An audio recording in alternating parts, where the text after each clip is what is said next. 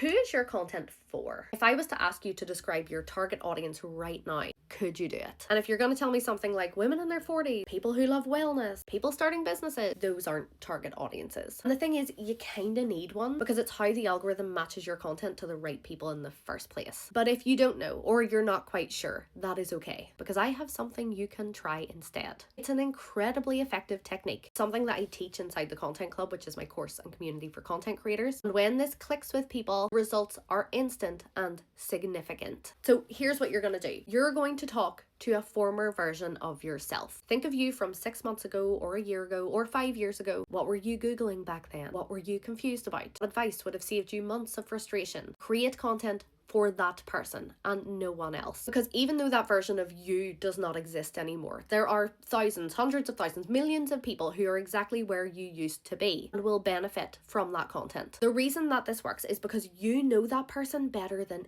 anybody else because you were them. You know what they're confused about. You know what they're embarrassed to admit. You know what opinions they have. You know what they find entertaining, relatable. You know what advice actually works versus what is bullshit. So your content becomes stuff like, here's a mistake I made when I first started this thing. Here's one thing I wish I knew sooner about this thing. Here's what nobody talks about when it comes to this thing. When you just speak to that former version of yourself, your content becomes a lot clearer. Any advice that you give feels very practical. And any stories that you share, anything you open up about, feels incredibly relatable. The person watching feels like you're talking directly to them because in a way you kind of are. That is not just how you build a following, that is how you build a community.